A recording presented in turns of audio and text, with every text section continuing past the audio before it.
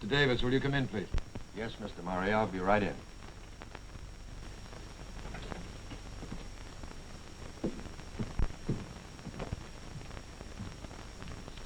Here, read this. What's the matter with it? That price quotation, it's wrong. Oh, I see. If I hadn't cut it, that error would have cost us $300. Well, let me find out who typed this. Wait a minute. That's not the only reason I brought you in here. I want to know what's happened to our stenographic department. That's not the first error. I've been getting them for weeks. Their work is getting sloppier and sloppier. It's full of erasures. The general appearance is simply disgraceful. I look at that. I'd be ashamed to sign my name to a letter like that. I'm sorry, Mr. Murray. I didn't realize things were this bad. I'll try to find out what the trouble is. All right, let me know what it is. Yes, sir. Look here a moment, girls. Who typed this quotation to Mid-City Supply Company? Oh, I did that. Didn't you proofread it? Why? You made an error of $300. Oh, gosh. I'm sorry, Mr. Davis. I'm afraid that's not enough to satisfy Mr. Murray. He's on the warpath. He says your work in here has been getting worse and worse, and he wants to know why. Well, you tell Mr. Murray if we had more help here, the quality of work wouldn't be so bad. We don't have time to do good work here. And we certainly don't have time to proofread our work very carefully. But you used to get the work out without any trouble. Yes, before you moved Gloria up into purchasing. Oh, Gloria. One girl makes a lot of difference. Well, I'll have to see about getting someone to replace her. Mr. Murray, I'm afraid the real trouble is those girls are overworked. We moved Gloria up into purchasing about 6 weeks ago, and we'll have to have another girl to replace her. Oh, great Scott, man. Here I am racking my brain trying to figure ways to cut costs, and you come in here asking me to hire more people. Oh, I'm sorry, but... Look at this. This is a chart showing what's been happening to profits and costs over the last several years. For a long time, both were going up. We were getting better prices for our products to compensate for increased costs, but not anymore. Prices are going down, and competition won't let us raise them.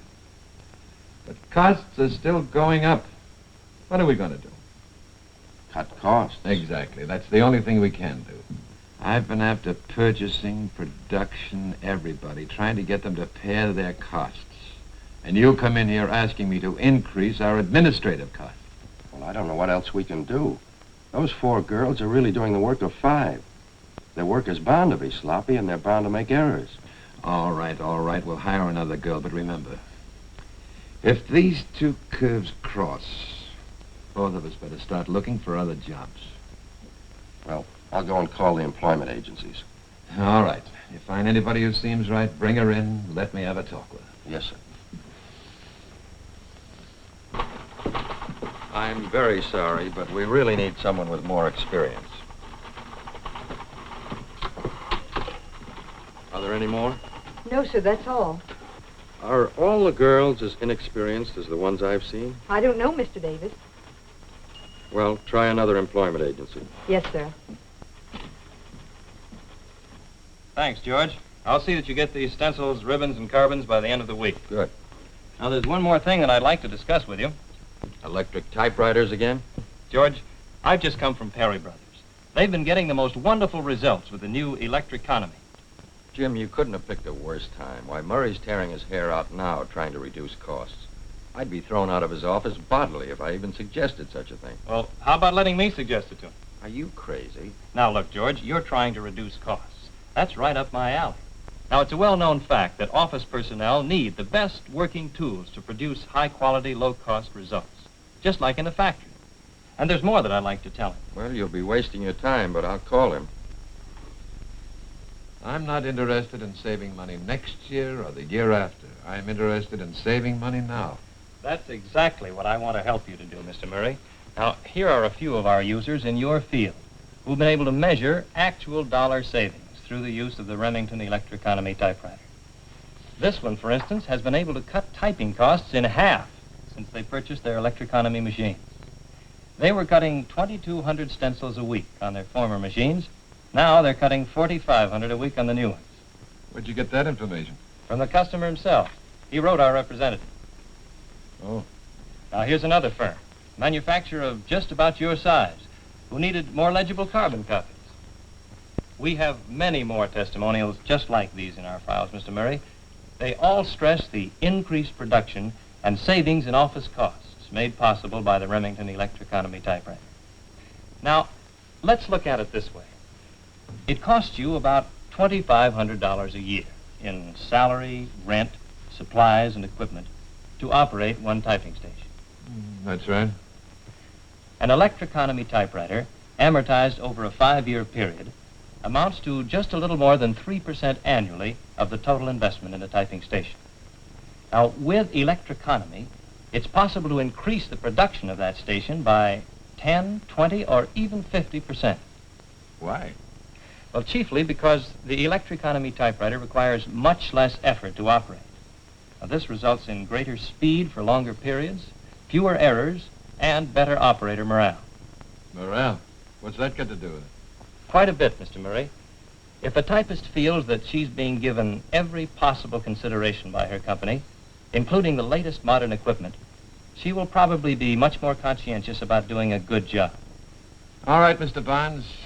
I'm willing to grant you that in some cases, electric typewriters will increase production, improve morale, do all the things you say they will. But that doesn't mean they'll do all those things for me. Of course it doesn't. And the only way that you can find out what they'll do for you is to let us make what we call the Electri-conomy test. What's that? We'll take any typing station in the office that you select. By utilizing this work simplification analysis form, we will determine exactly the nature of the typewritten work performed. That will give us the basis for selecting the Electri-conomy typewriter with exactly the specifications required by that station. I'll bring in this machine, leave it with the typist long enough for her to make a thorough test, with no obligation to you, of course. I will demonstrate the machine so that she'll have a complete understanding of its operation. And I'll leave with her a copy of this booklet, which was prepared especially for typists making this test. As the title implies, the average typist can make the transition from manual to Electri-conomy typing in 15 minutes or less. Then, after the Electri-conomy test, I will ask you to fill out a brief questionnaire regarding its merits. Now, this will give you the opinion of one of your own employees on the performance of the Electri-conomy typewriter in a particular job. That sounds reasonable enough. Now, at which one of the typing stations would you like to have me conduct the test? Well, Perhaps one of the girls in the stenographic pool, or over in purchasing. no, I don't want them interrupted just now. You'd better use my secretary, All right. And her name is Miss... Cranston. Now, Miss Cranston, how about carbons? Well, sometimes I need as many as 12. That means 2 typing. Naturally. And hectograph masters? A few. Stencils? Occasionally. I wonder if I could have samples of them. Certainly. Now, let's see. Correspondence 70%, tabulation 10%, forms 10%, cards 10%. Is that right? That's right. Thank you. I'll have your Electri-conomy typewriter in the morning.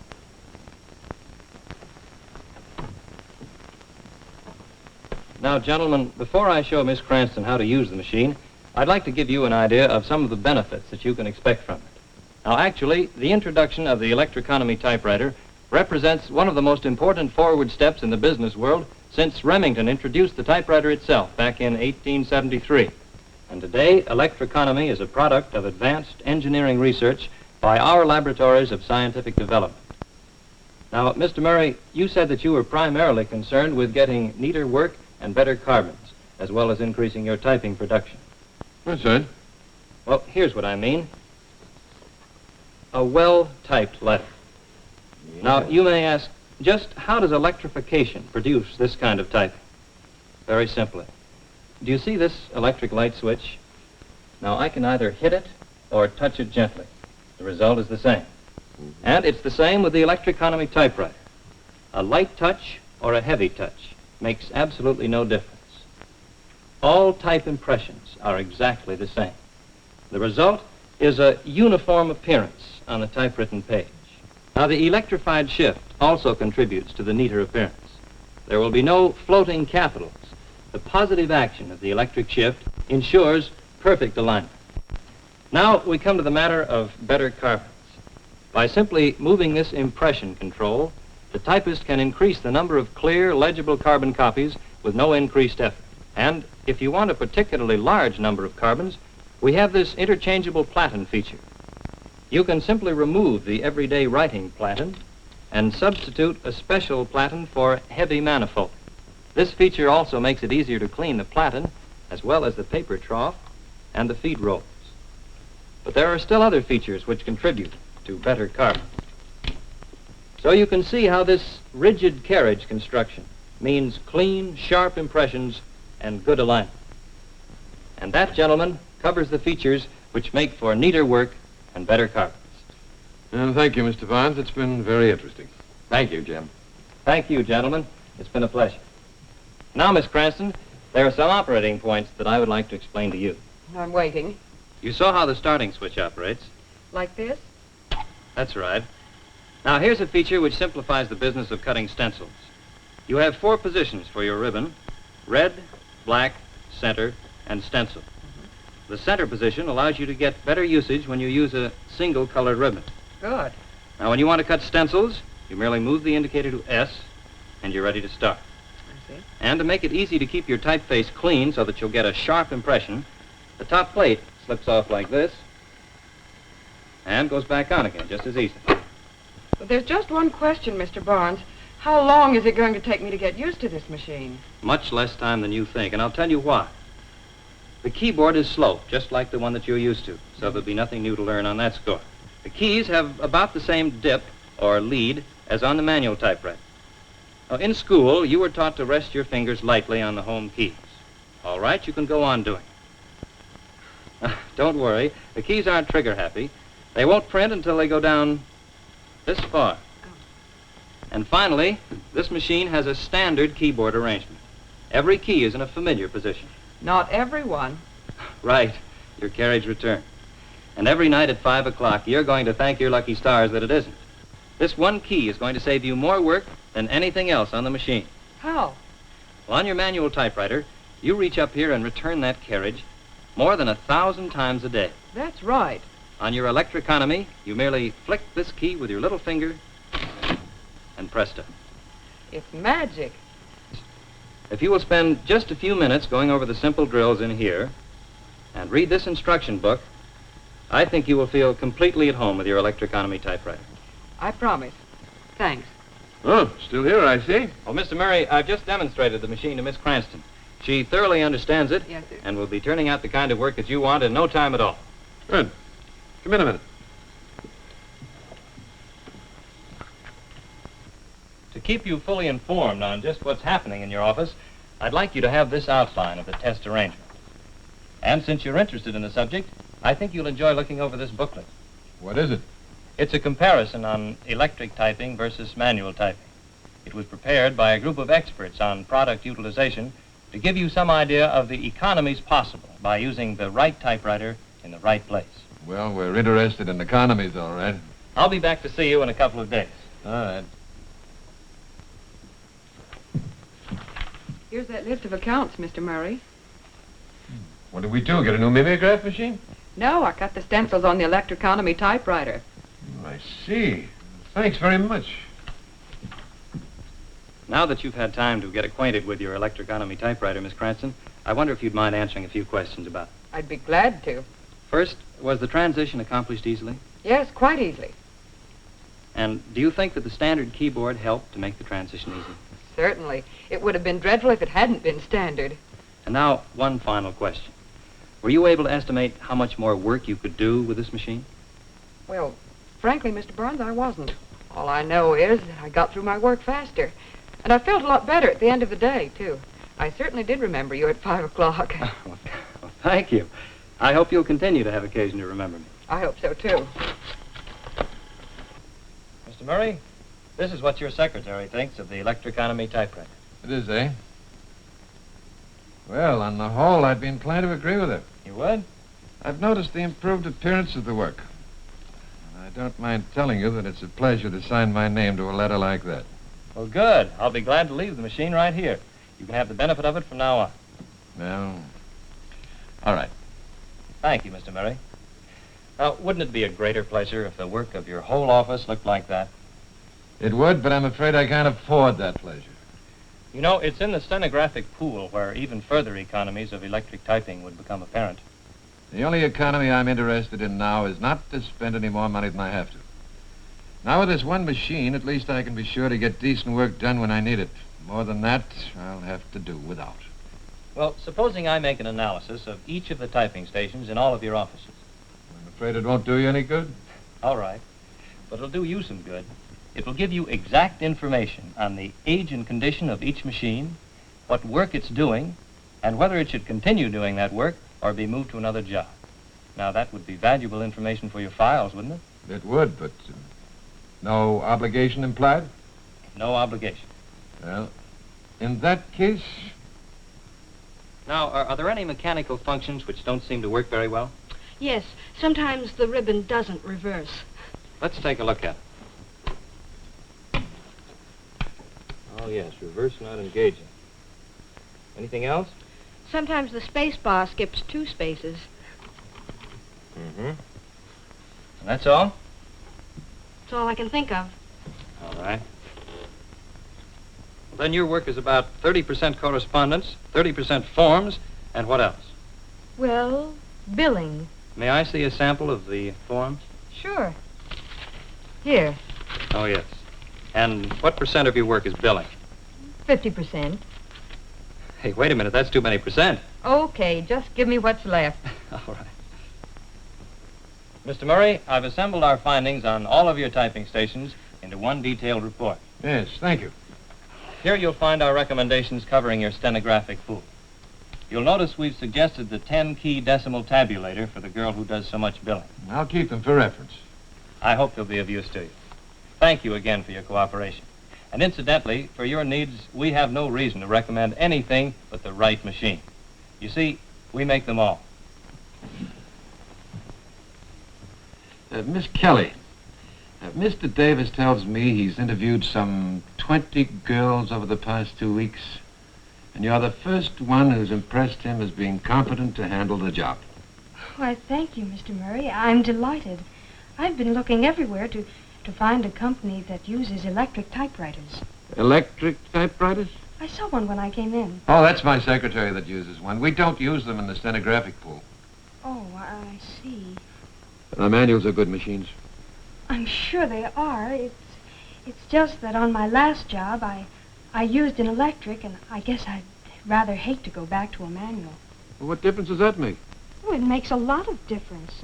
I enjoy my work so much more when I use an electric. Oh, wait a minute. Are you trying to tell me you don't want the job? Well, no. But I would like a few days to think it over. All right, you think it over. And you let Mr. Davis know the first of the week. Thank you, Mr. Murray.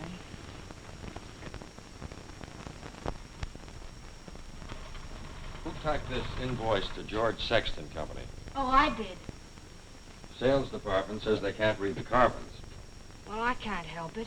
I do my best, but still I can't make enough good copies to suit them. But they've got to be able to read them. Don't worry, Millie. When we get our electric typewriters, you'll be able to make as many carbons as anybody. Electric typewriters? Well, aren't we? I'm afraid not. We'll just have to get along with what we have for a while. Well, it won't make any difference to me anyway. My husband's being transferred to Detroit You're leaving? next week. Next week? He just called me. Great Scott. Mr. Murray, I'm getting desperate. What? Rosalie's husband's being transferred to Detroit, and she's leaving next week. Rosalie? Of the typing pool. That means we're going to have to find 2 girls instead of 1. Can't even find one. How are you going to find 2? Well, we've got to do something. Oh, confound it. That girl you sent here yesterday would have been just right for us. But she didn't think she'd be happy because she didn't have an electric typewriter. Imagine that. You got to be happy to work nowadays. When I was a boy, you worked because you had to, and if you didn't like the work, that was just too bad.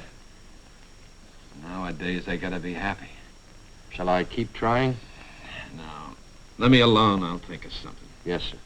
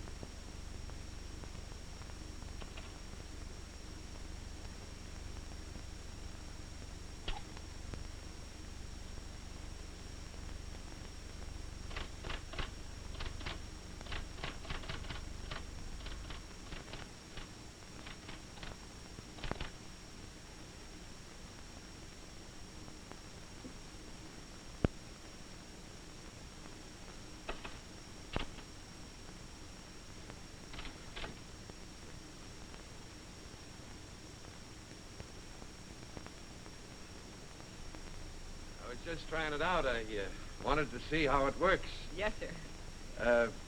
Where's that stuff the Remington man left us? That information on the work of our typing station. That survey? That's right. I'll get it for you.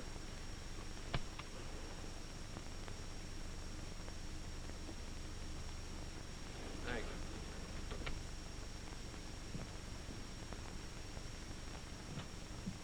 Miss Cranston, will you call Remington Rand and have him send over 4 more Electri-conomy typewriters? 4? This fella Barnes knows what he's talking about. 4 girls with Electri-conomy typewriters ought to be able to handle the work in there without any trouble.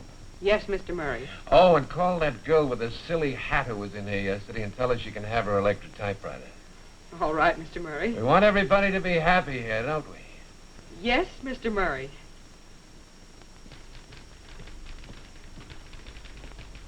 Girls, where is Mr. Davis? Over in the accounting department. You'll have to drop everything. This is very important. I've got to have 18 copies of this amended price list to send out to our salesman tonight. So you'll all have to get busy on it. I can do it, Mr. Murray. What? I'll make the copies for you. All at once? Certainly. Will they be readable? Of course.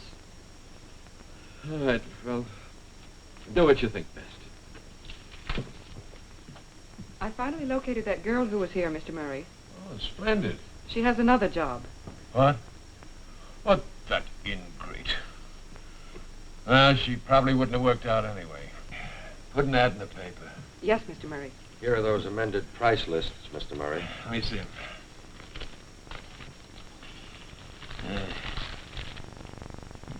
Amazing. Didn't think you could read them. Confound it, Davis, why can't everything go right around here for a change? Remember that girl we wanted to hire? The one who wanted to be happy? Oh, yes. She got another job.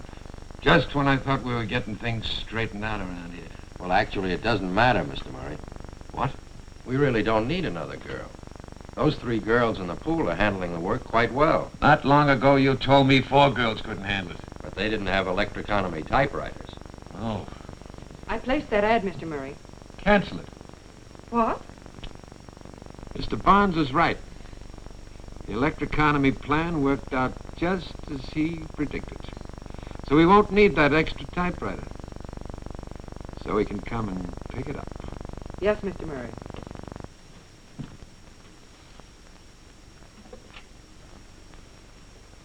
Get me Jim Moran.